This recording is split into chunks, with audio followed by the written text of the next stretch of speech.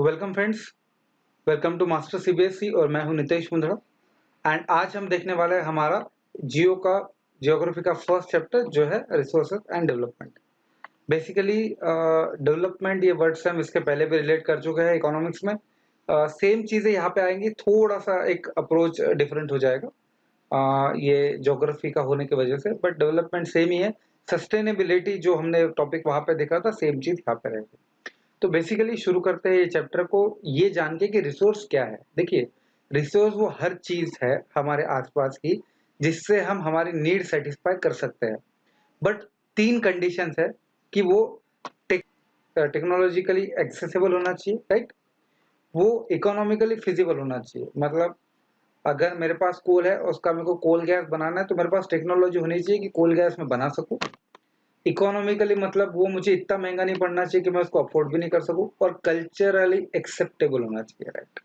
मतलब जो हमारा कल्चर है उसको एक्सेप्ट भी होना चाहिए कि वैसा करने से वो करना हमारे लिए फायदे का है। तो ये चीज, इसको हम बोलते हैं रिसोर्स।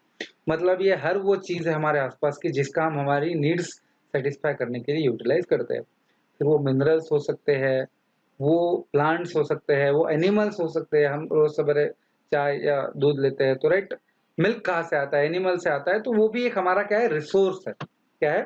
रिसोर्स है। तो अब हमको देखना पड़ेगा ये रिसोर्सेज को हम यूटिलाइज कैसे कर सकते हैं।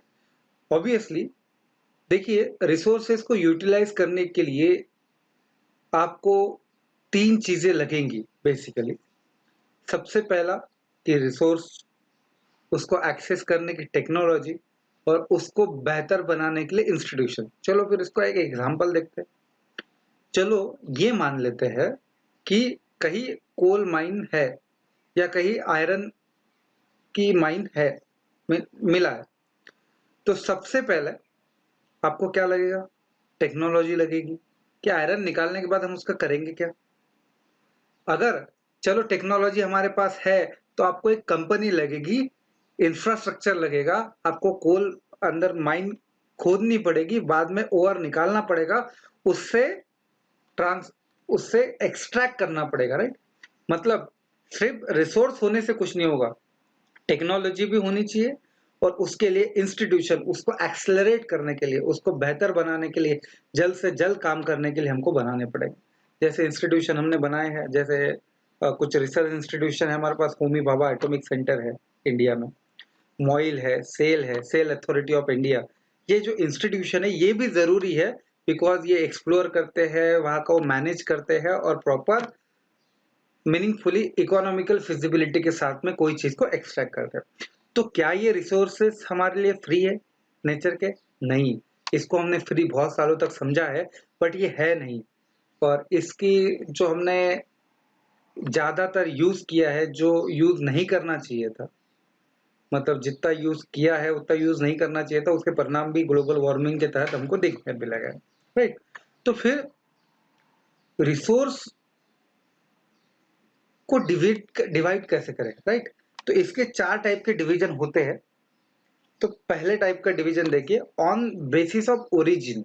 ऑन बेसिस ऑफ ओरिजिन कि ये बायोटिक है या अबायोटिक है, मतलब लिविंग थिंग है या नॉन लिविंग थिंग है। समझ रहा है कि ये कैसा? ये हो गया लिविंग थिंग है या नॉन लिविंग थिंग है। मैं देखो पहले ये समझा दूंगा, फिर ये टेबल पे आता हूँ एग्जैक्टली क्या है ये, ठीक है। तो ऑन बेसिस ऑफ ओरिजिन की बायोटिक मतलब लिविंग, मतलब जैसे फ्लोरा फना हो गया, ह्यूमन बीइंग्स हो गए, फिश, लिव स्टॉक, मतलब जो भी लिविंग है, प्लांट्स और एनिमल्स सब इसमें आ गए, वो बायोटिक रिसोर्स हो गए।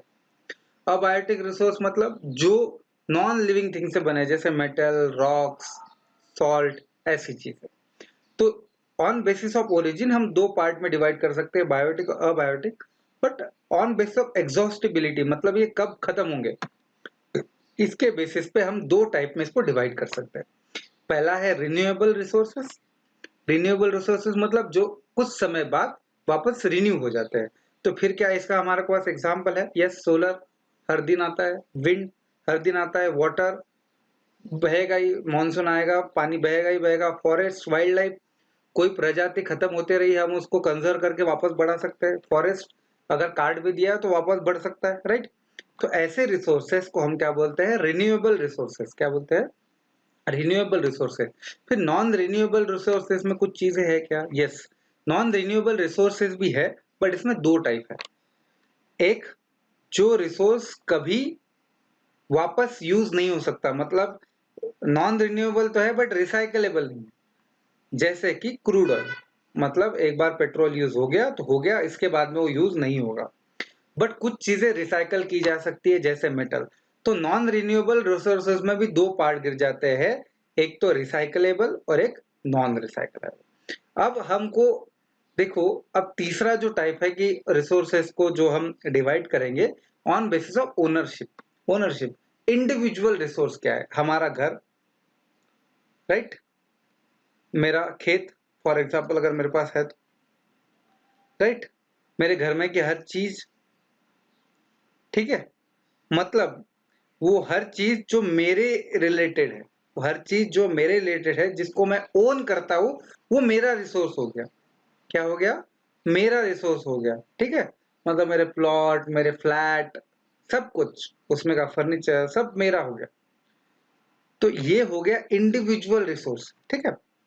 कुछ चीजें कम्युनिटी रिसोर्स होती है, दूसरा टाइप जो होता है कम्युनिटी रिसोर्स। कम्युनिटी रिसोर्स मतलब क्या? जो हम कलेक्टिवली यूज करते हैं, जैसे parks, right, wild life sanctuaries. समझ रहा है ना कि जो चीजें हम कलेक्टिवली यूज करते हैं, जैसे ground, public places, picnic spot. आप ऐसा बोल सकते हो क्या? जैसे हमारे नागपुर के पास में रामटेक है, तो आप ऐसा बोल सकते हो क्या, भाई रामटेक मेरा है, अब रामटेक में मेरे अलावा कोई पिकनिक मनाने नहीं जाएगा? ऐसा नहीं हो सकता, बिकॉज वो क्या है? कम्युनिटी रिसोर्स है, वो सबने ओन किया है, उसका थोड़ा थोड़ा यूज सभी लोग कर सकते हैं, ठीक है। बट इसमें एक एग्जाम्पल हो गया रेलवे, कैनाल, डैम्स, है ना, वाइल्ड लाइफ, ये सारा कुछ है। क्या हो गया? एक कम्युनिटी रिसोर्स हो गया। क्या हो गया? एक कम्युनिटी रिसोर्स हो गया, ठीक है। अब नेचुरल रिसोर्स क्या है? अब नेचुरल रिसोर्स मतलब वो हर जो चीज मेरी है, हर वो चीज जो मेरी है वो नेशनल की है, मतलब आपकी मेरी सभी की चीजें नेशनल के अंदर आती है। बिकॉज एक कंट्री को ये अधिकार है कि वो किसी का भी जो इंडिविजुअल प्रॉपर्टी है वो ओन कर सकती है पब्लिक गुड के लिए। मतलब अगर फॉर एग्जांपल एक कैनल आपके आपके फार्म से जा रहा हो और उसका फायदा हजारों लोगों को हो, तो वो टेक ओवर कर सकते हैं। हाँ, उसका वो पैसा आपको देगी, राइट, बट वो उसको टेक ओवर कर सकते हैं। तो नेशनल रिसोर्स का मतलब होता है हर वो चीज जो नेशनल के बाउंड्री के अंदर आती है। और इसका एक और मीनिंग है कि बाउंड्री के बाहर कितना। तो अगर कोई देश को पानी लगा हुआ है, जैसे हमारे कंट्री को तीन तरफ से पानी लगा हुआ है, एक तरफ इंडियन ओशन है, एक तरफ अरब सागर है, एक तरफ बंगाल का ये है। तो अब जो भी किनारा है, जो भी हमारा बीच है, वहां से 12 नॉटिकल माइल तक, क्या, 12 नॉटिकल माइल तक नेशनल रिसोर्स के अंदर आता है। अब नेशनल रिसोर्स में क्या आएगा? फिर हर वो चीज, रेलवे, एयरलाइंस, सब कुछ, माइंस, डेवलपमेंट अथॉरिटी, कैनाल, सब सब सब सब सब जो भी चीजें देश के अंदर है, वो सारे के सारे नेचुरल रिसोर्सेस है। वो फिर मिनरल्स हो, वो माइंस हो, या कुछ भी हो। फिर इंटरनेशनल रिसोर्स क्या है? यस, इंटरनेशनल रिसोर्स की कुछ अलग परिभाषा है कि ऐसी जगह जहां पे जो 200 किलोमीटर दूर हो हर कंट्री से, मतलब special economical, exclusive economical zone से 200 किलोमीटर दूर हो, और वहां पे कोई भी कंट्री का कोई लेना देना नहीं रहेगा, वो इंटरनेशनल रिसोर्स है। उसको अगर आपको यूटिलाइज करना है तो आपको इंटरनेशनल फोरम से परमिशन लेनी पड़ेगी, जैसे इंडिया कर रहा है। इंडिया इंडियन ओशन में 200 किलोमीटर दूर से मैग्नीज का ओर एक्सट्रैक्ट करता है, बिकॉज उसके एक्सक्लूसिव राइट इंडिया के पास है, राइट। तो ये हो गया इंटरनेशनल रिसोर्स। अब on basis of status of development, मतलब वो रिसोर्स कितना डेवलप हुआ है, इसके बेसिस पे पोटेंशियल रिसोर्स ये समझना पड़ेगा। हाँ, ये रिसोर्स फाउंड तो हुआ है बट यूटिलाइज नहीं हुआ। जैसे गुजरात में कहीं ऑयल मिला था बीच में, बट वहाँ पे ऑयल इतना ज़्यादा नहीं मिला या इतने ज़्यादा क्वांटिटी में नहीं मिला कि हम वहाँ पे प्लांट लगाए, बिकॉज़ अभी हमको उसकी वो फिज़िबल नहीं है। जब रेट बढ़ेंगे आगे फ्यूचर में तब हम करेंगे। मतलब पोटेंशियल मिल गया है, हमको रिसोर्स भी मिल गया है, बट हम उसका अभी तक यूटिलाइज़ेशन नहीं कर रहे हैं। ऐसा कोई रिसोर्स अगर होगा तो उसको हम क्या बोलेंगे? पोटेंशियल रिसोर्स बोलेंगे। अब डेवलप्ड रिसोर्स क्या है फिर? जैसे इसमें एक एग्जांपल दिया पोटेंशियल रिसोर्स का, जैसे राजस्थान, गुजरात में इनॉर्मस पोटेंशियल है सोलर और विंड एनर्जी का, बट हमने उसको अभी तक पूरा यूटिलाइज नहीं किया है। जैसे रन ऑफ कच्छ है गुजरात का, और राजस्थान का जैसलमेर वाला पार्ट है, वहां पे सोलर एनर्जी और विंड एनर्जी काफी इसमें अवेलेबल है। ठीक है, तो डेवलप रिसोर्स क्या है? डेवलप रिसोर्स क्या बोलता है कि resource which surveyed and their quantity and quality has been determined for utilization. The development of resource depend on technological and level of their feasibility. अब ऐसा रिसोर्स जिसका एक्सेस हो गया है, क्वालिटी क्वांटिटी सब कुछ हो गया है, अब टेक्नोलॉजी है तो उसको हम यूज कर सकते हैं, मतलब वो तैयार है यूज करने के लिए, उसको हम क्या बोलते हैं? Developed resource. स्टॉक किसको बोलते हैं? देखिए स्टॉक, ये बहुत इंपॉर्टेंट है कि ऐसी चीजें हैं जो हमारे आसपास में तो है, हमको पता है कि ये रिसोर्स है, बट अभी तक हमारे पास टेक्नोलॉजी नहीं है प्रॉपर उसको एक्सेस करने के लिए। राइट, हमारे पास टेक्नोलॉजी नहीं है उसको एक्सेस करने के लिए। इसका एक एग्जांपल दिया है कि वाटर बना है H2 और O2 से, दो ऐसी गैस जो जल सकती है। राइट, बट हमारे पास बस टेक्नोलॉजी नहीं है कि हम H2 O2 को अलग कर सके बहुत बड़े पैमाने पे और हम उसको एज अ रिसोर्स यूज कर सके, नहीं तो हमारे बहुत सारे प्रॉब्लम सॉल्व हो जाएंगे वाटर से ही। राइट, तो ऐसे चीजों को जिसको अभी तक हमारे पास टेक्नोलॉजिकल एक्सेसिबिलिटी नहीं है, वो डेंजरस है अभी भी हमारे लिए, अगर एक्सेसिबल है भी, तो ऐसे रिसोर्स को स्टॉक बोलते हैं। बिकॉज हम जब कुछ नहीं बचेगा तो हम इसका यूज करेंगे, इसके लिए टेक्नोलॉजी डेवलप करेंगे। और थर्ड होता है रिजर्व रिसोर्सेस। रिजर्व रिसोर्सेस मतलब ये सबसेट है स्टॉक का। सबसेट है स्टॉक का, मतलब ये एग्जिस्ट भी करते हैं, इसकी टेक्नोलॉजी भी हमारे पास है, बट हमने इसको छोड़ा हुआ है कि हम फ्यूचर रिक्वायरमेंट के लिए यूज करेंगे। जैसे टाइडल एनर्जी, हमको पता है हाइड्रो इलेक्ट्रिक पावर एनर्जी, पानी के पास ये एनर्जी है, पर अभी तक हमने डैम कंस्ट्रक्ट नहीं किए, ज्यादा से ज्यादा हमने अभी तक पानी रोका नहीं। जब हमको फ्यूचर में जरूरत पड़ेगी तो हम रोकेंगे। इसको बोलते हैं रिसोर्स।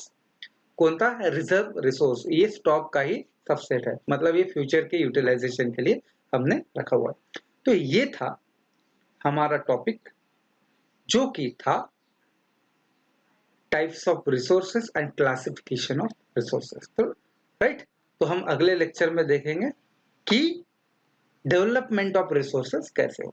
ठीक है, तो ये था हमारा आज का टॉपिक। मैं हूं नितेश मुंद्रा, मास्टर CBSE से। जल्द से जल्द दूसरा वीडियो आप तक पहुंचाने। Thank you.